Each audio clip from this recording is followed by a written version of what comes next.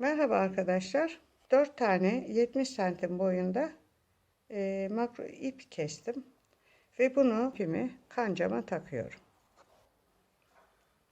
Arkadaşlar şu modeli yapacağım.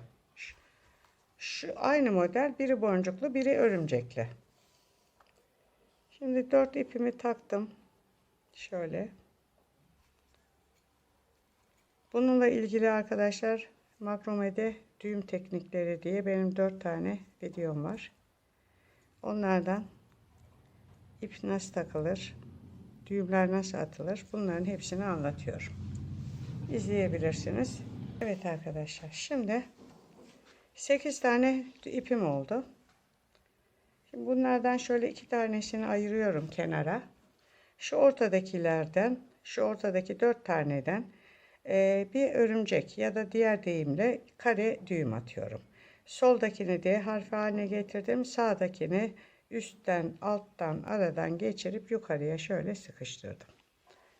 Bunu yapmaktaki amacım arkadaşlar, yukarıya 4 tane ip bağladım ya. O iplerin birbirinden ayrılmasına bu engel olacak. Hem görüntü de gayet hoş olacak. Bakın şurada. Eğer ben bu örümceği yapmasaydım bunlar birbiriyle ayrılırdı. Şimdi arkadaşlar şöyle yapacağım. 8 tane ipim var. Bunu 4 ayırdım. Ve önce şu ortadakini şöyle bakın.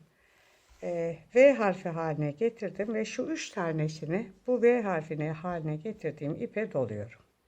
Şöyle üstten atıp alttan çekiyorum. 1, üstten attım, alttan çektim. 2. Şimdi şöyle şunları ayırayım şöyle de kafanız karışmasın. Birinciyi bitirdim. Arkadaşlar ikinciyi aldım. Üste attım. Alttan şöyle çektim. Şöyle bir düğüm. Üstten attım. Alttan çektim. 2 düğüm.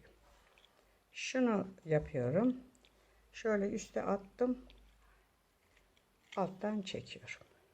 1, 2. Makromede arkadaşlar her zaman düğüm çift olur. Hiçbir zaman tek düğüm olmaz.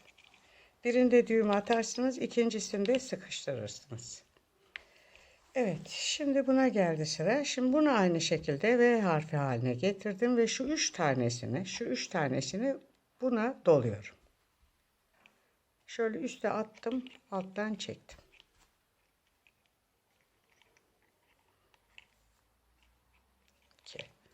Şunu ördüm arkadaşlar. Şimdi şu ikinciyi alıyorum. Üstten attım, alttan çektim. 1, üstten atıp alttan çektim. Şöyle 2. Şöyle şunları yaptık. Şunu yapıyorum şimdi. Üstten attım, şöyle alttan çektim. 1, üstten atıp alttan çekiyorum. 2. Şimdi arkadaşlar bakın. 2 tane burada şöyle düz örgüm oldu. Şimdi yine şu ilk dörtlü grubu diptekini aldım. Şuna paralel koyup bu sefer şu 3 tanesini buna doluyorum. Üstten atıp alttan çekiyorum. Üstten atıp alttan çekiyorum. Şunu üstten atıp alttan çekiyorum. Üstten atıp alttan çekiyorum. Ve şunu alıyorum. Üstten atıp alttan çekiyorum. Aynı şekilde. Şimdi arkadaşlar bu 4 tanesinin işi bitti. Şimdi sıra geldi buna. Bunu bu sefer şu diptekini alıyorum. Şunu alıp şu 3 tanesini buna doluyorum. Üstten atıp alttan çekiyorum. Sistem hep aynı.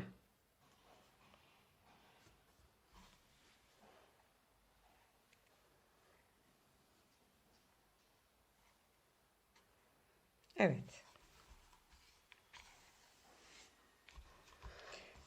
Bakın arkadaşlar şu ikisini yaptım. Şunları. Şimdi şuraya örümcek koyacağım. Şu 2 tanesini şöyle ayırıyorum. Şöyle. Bakın şu ortadaki 4 tane. Buna örümcek yapacağız. Önce şuraya şöyle arkadaşlar bir düğüm atalım.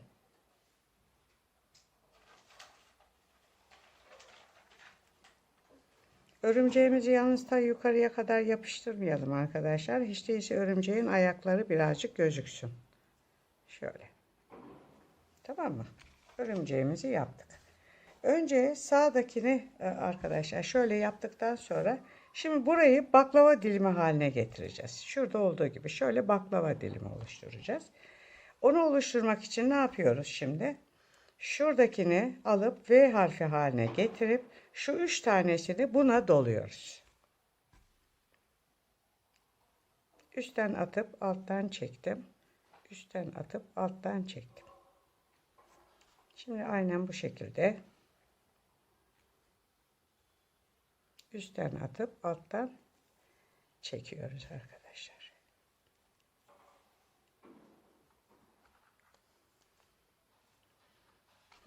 Bu bitti. Şimdi arkadaşlar şu taraftakini yapacağız. Bunda da şunu V harfi haline getirip şu 3 tanesini buna dolayacağız.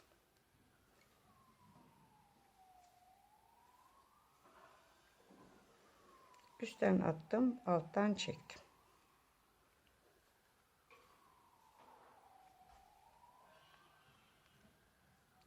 Evet. Aynen şunu alıp şu üçünü buna doluyoruz.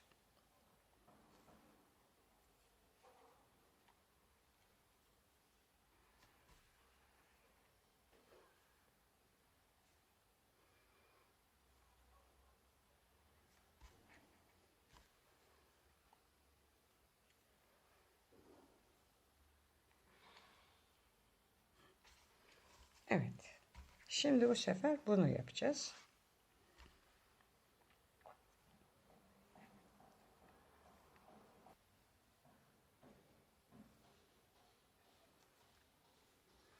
Evet arkadaşlar. Şimdi bakın bitti. İkisi şöyle bitti. Ama bunu birbirine birleştirmemiz lazım. Onun için şunu şöyle tutuyorum. Şunu buradan geleni bunun üstüne birbiriyle birleştirdim. Şimdi arkadaşlar bundan sonraki modelimizi yani şöyle birinciyi yaptık. Şuradan yukarı yaptık. Şimdi şu kısmı yapacağız. Burayı da yine aynen şöyle tutacağım arkadaşlar. Şu 3 tanesini buna doluyorum.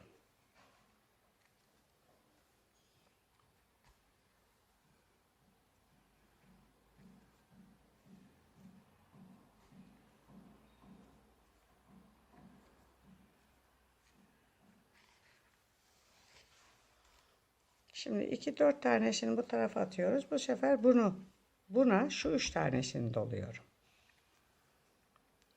Arkadaşlar bu sefer de bu örümcek yerine bir modelde size ikisini birden göstereyim. Hem örümcek hem boncuk.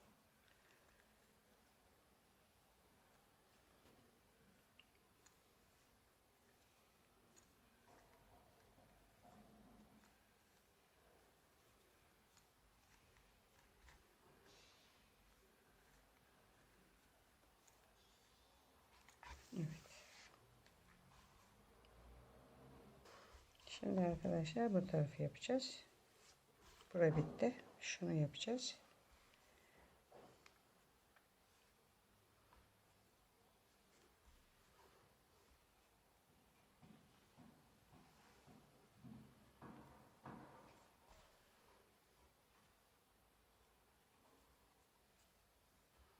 Evet.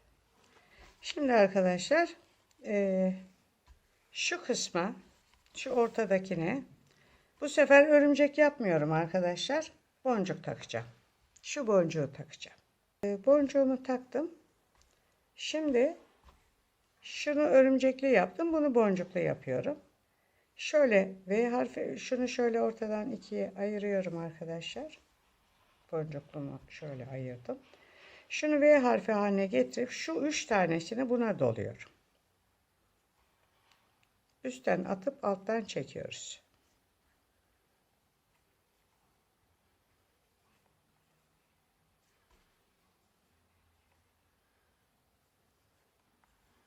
Evet.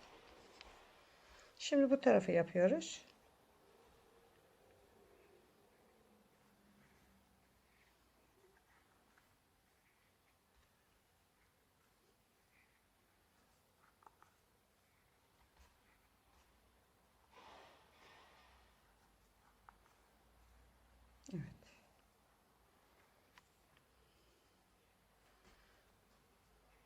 Şimdi ikinci sırayı ördüm paraleline. Bu bitti. Şunu öreceğim. Şöyle alıyoruz.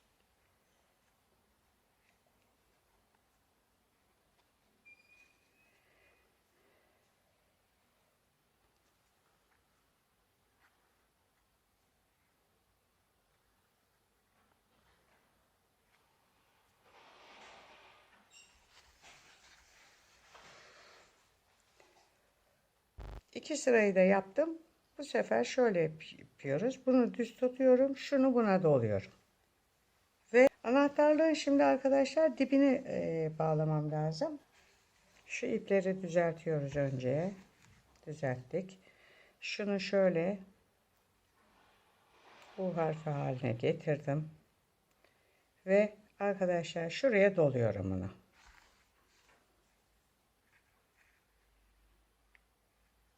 Güzel bir şekilde dolayacağız. Bir.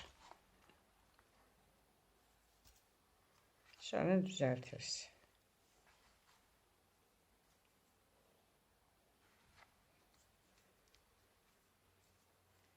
Arkada kalsın istedim arkadaşlar. Onun için döndürdüm.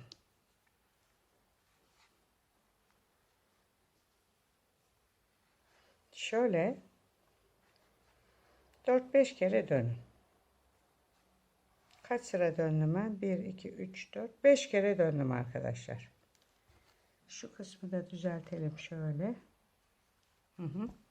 Şimdi arkadaşlar bunu şu döndürdüğümü şu U harfi haline getirdiğimin içine sokuyorum. Şöyle. Bakın. Soktum. Ve şunu içine çekiyorum. Şöyle çekiyorum. İçeriye girdi. Gördünüz mü arkadaşlar? Şimdi bunu kesiyorum. Evet arkadaşlar bakın. Anahtarlığım oldu. Çok da güzel oldu. Şimdi benim ipim arkadaşlar böyle püskül olacak şekilde bir ip değil. Örgülü olduğu için bunun şu uç kısımlarına ben boncuk takacağım. Anahtarlığım sona erdi arkadaşlar. Bitirdim. Kanalıma abone olmayı, videomu beğenmeyi unutmayın lütfen. Bundan sonraki videolarda görüşmek üzere. Hoşça kalın.